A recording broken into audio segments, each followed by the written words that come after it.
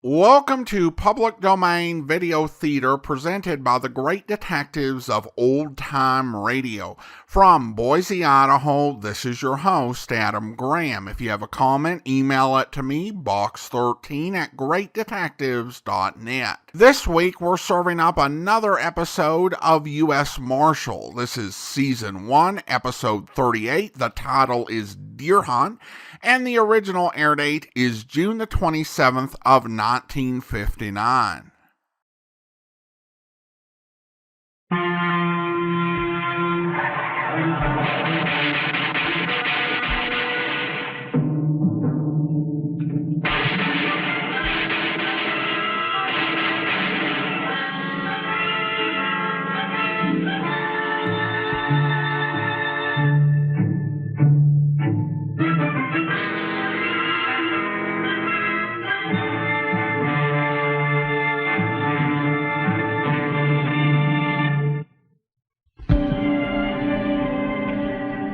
Pretty hard to miss anything with this gun.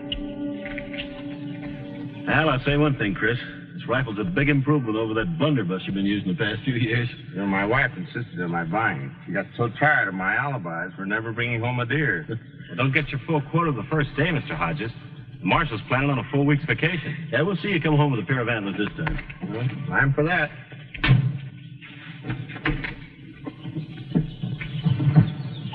Don't forget to roll up the back window, Frank. Oh, yeah, thanks. I think that about takes care of everything. Too bad you can't go with us this morning, Buck. Oh, somebody's got to mind the store. Listen, make sure you finish laying out that vacation schedule we started working on yesterday. Oh, don't worry, Frank. Anderson and McCauley are due back from their vacations this afternoon. The minute that they report for duty, I'll be out of here like a shot to join you. Okay, you know where we'll be now. We're going to set up camp a mile or two behind Moose Jaw Canyon. Well, I'll be in the office till after 3, Frank. If you need anything, just holler. Okay. Good hunting. So long.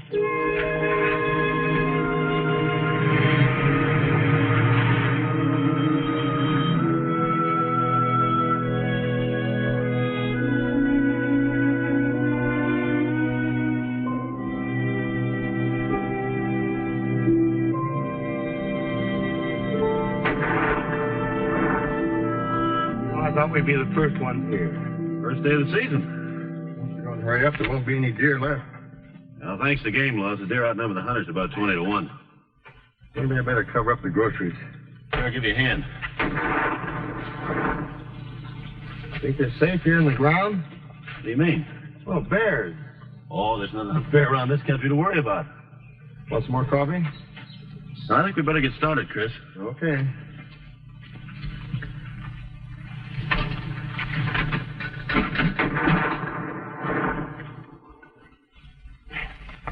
Well, which way are you heading? You're the visiting fireman. Take your choice. I'll go north. Okay, I'll head south. Good luck with your new cannon. Thanks. See you later. Okay, Chris.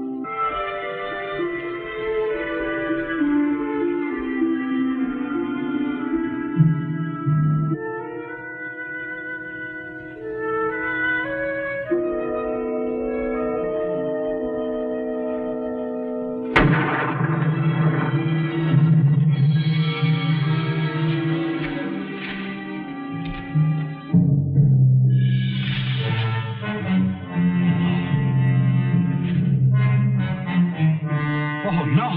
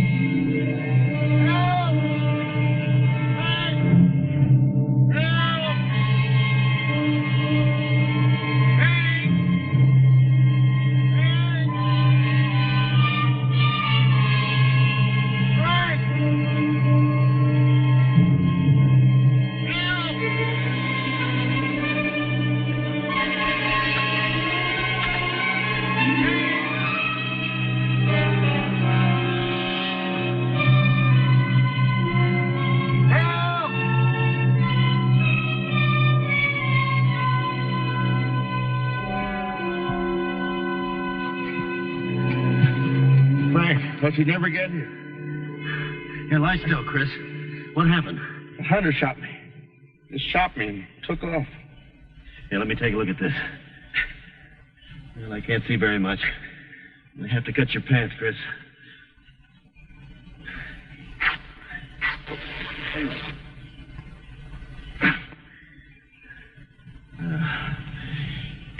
Better put a tourniquet on it. Here, Chris. Try not to hurt you. There. Did you recognize him? No, I can't figure it. Shoot a man, then leave him? I can't either.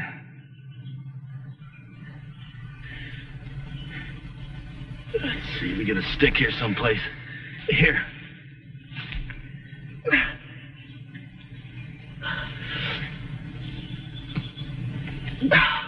That ought to do it. Here, hold on to that stick.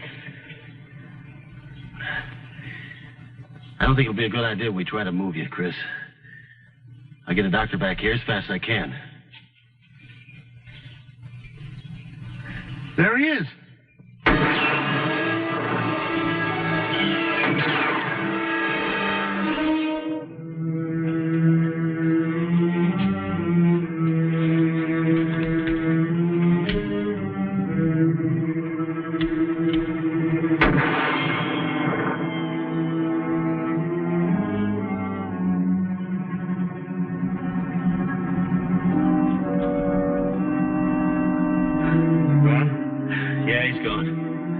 Next time he'll kill me, Frank. Well, no, he won't. I'm going to get you out of here. I have to carry you, Chris. Think you can stand it? I guess I'll have to. Good. Let's go. Take it easy, boy. Now, wait a minute. Gonna hold me? Okay. Here. Take that rifle. Hold on.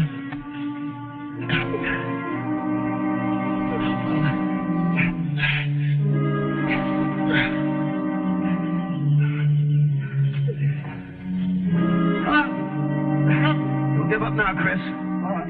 All right.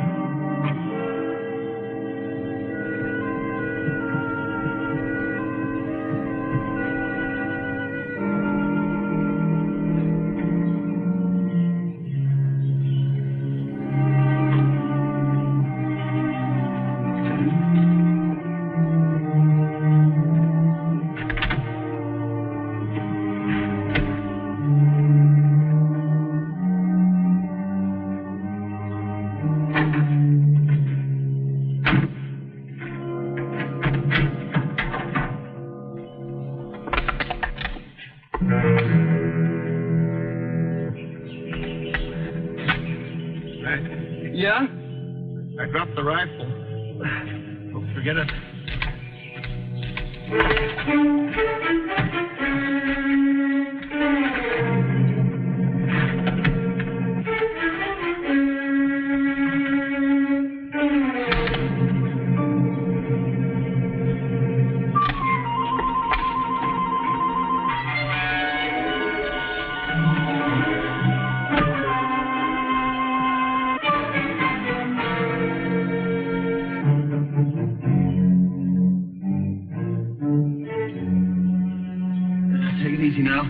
Take it easy. Wait a minute. All right. Up. Is that easier? Now, let me cover you with this blanket. Keep you from getting cold.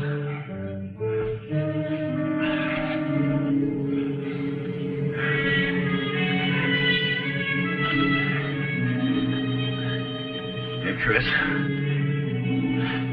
Put this other blanket under your head. Wait a minute.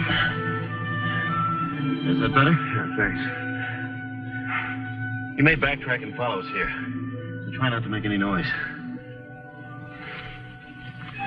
Here. If he does show up, let him have it. I'll go on back to the car and call for help. And I'll bring the first aid kit back. You all right now? Yeah, thanks, Frank.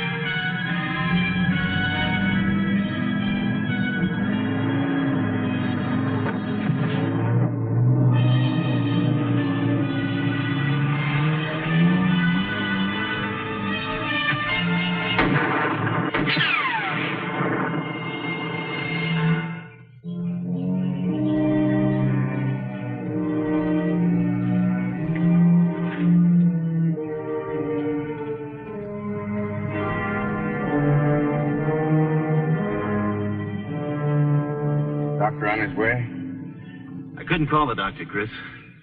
That wild man put the station wagon out of commission. Radio and all. But why? I can't figure it out. You know, the last time anybody doused sulfur powder on me was in a foxhole on Normandy Beach. You'll get out of this mess, too. Can we get the boat out? I'm afraid I'm not good enough for that. What are we going to do, Frank? Well, I'll have to walk back to that ranger station. That's 20 miles. Maybe somebody will pick me up on the way. Chris, if you have too much pain, take a couple of these. You think he'll come back again? I don't think so. He tried to run me down when he beat it out of here. Here's your canteen of water. Now be sure you loosen this tourniquet every 20 minutes and tighten it again. All right.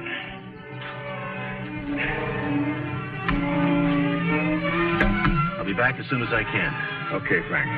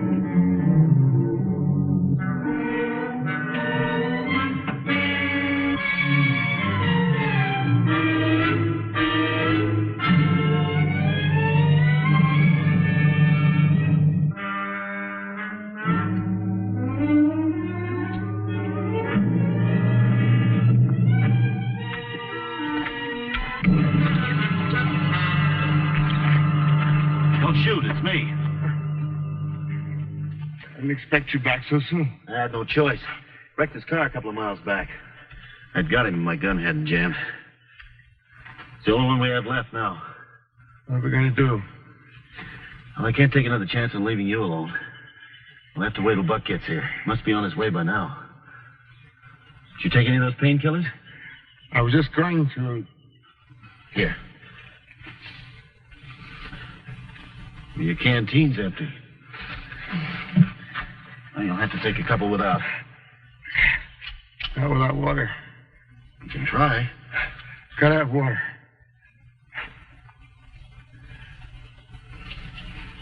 All right.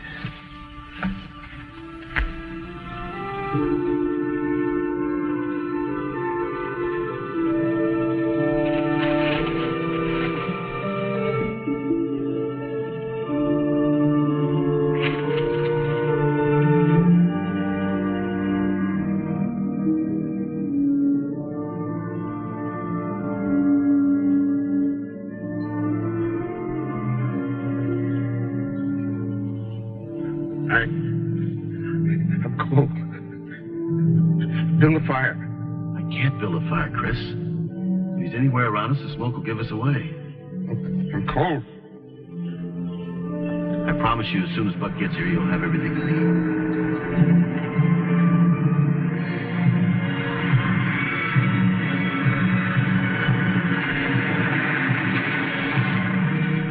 Car coming. Buck? No, it's the wrong direction. Must be some hunters. Try to stop them.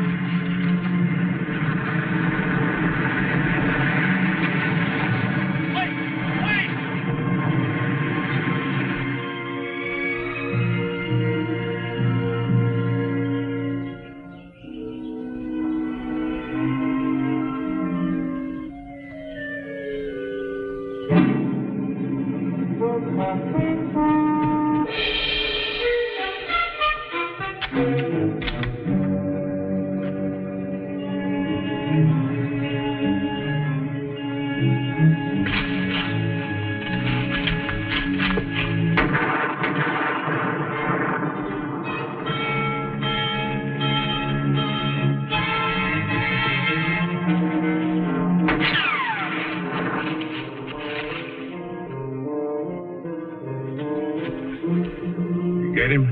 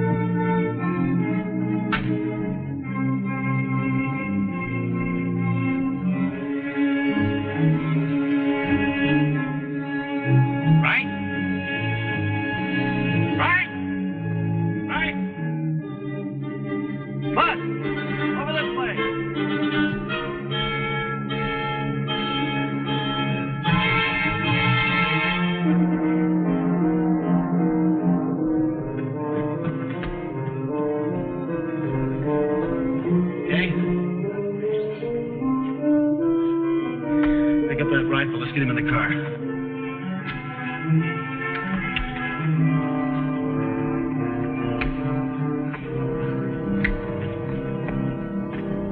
We'll put him in the car feet first. You slide through and open the other door. All right.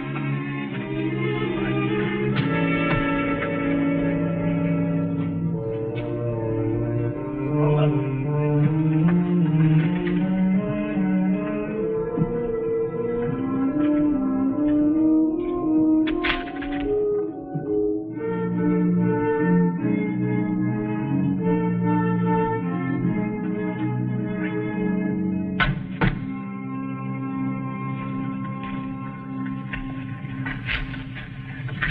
As soon as you get Chris to the hospital, head back here right away. Well, how about you? You going after him alone? I have no choice. Frank, you don't even know where to start to look. I know he headed up that ridge. You gonna take my rifle? No, I use Chris's. You get started right away. All right.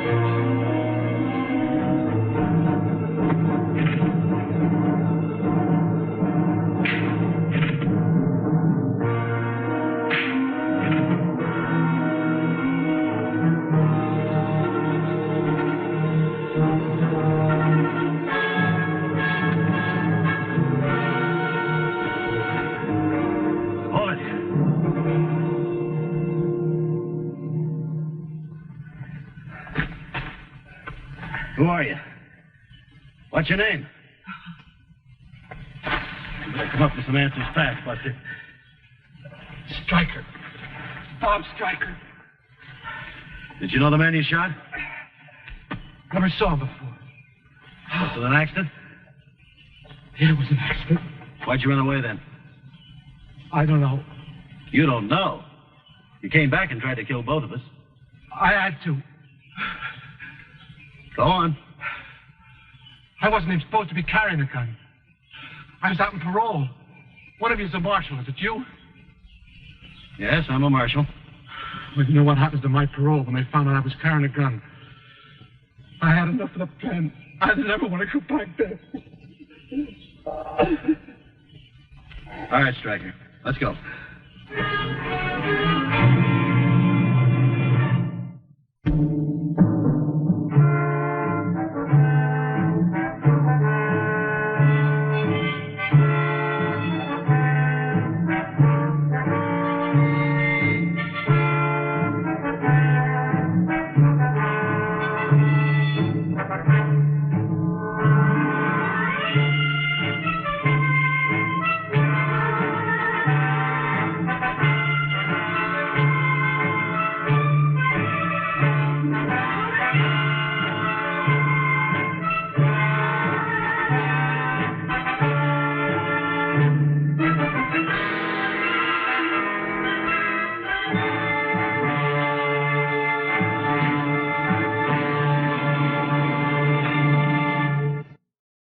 Welcome back.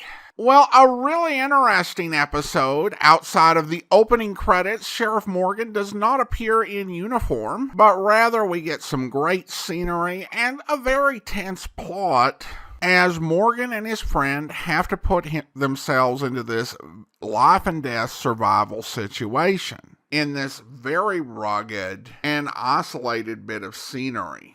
I really did appreciate the resolution to this, that the man hunting them wasn't some major arch villain, but rather an ex-con who was breaking parole by going hunting and feared going back. I think it's reasonable to question why he would go to these lengths, because the odds of him being identified initially were relatively small. However, I think even in the short time he was on screen, it was easy to see that he had a big fear of going back to prison. And when fear is that big, it can sometimes overwhelm any sort of sense of logic. Speaking of logic, what was the logic of the way they evacuated Chris out of there? This was such a weak sequence, because the way they came out, if ex-con had been around, he would have been able to pick them off quite easily. You could have easily sent the deputy ahead to run between the cars, and then when they brought the stretcher down, they could bring it with some cover. And then, of course, you have the little bit that would make any gun safety instructor wince when the marshal's gun fell to the ground because it wasn't properly secured.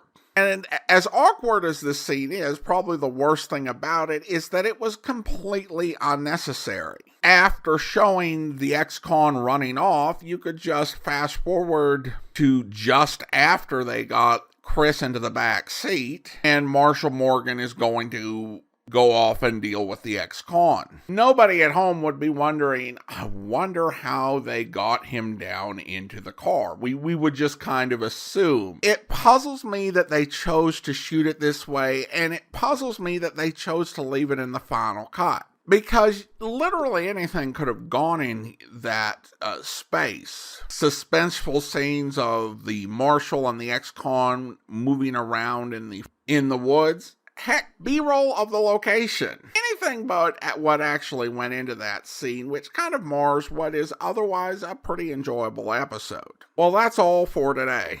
Join us back here next time for another episode of Public Domain Video Theater. In the meantime, send your comments to box13 at greatdetectives.net. Follow us on Twitter at Radio Detectives and become one of our friends on Facebook, facebook.com/Radio Detectives.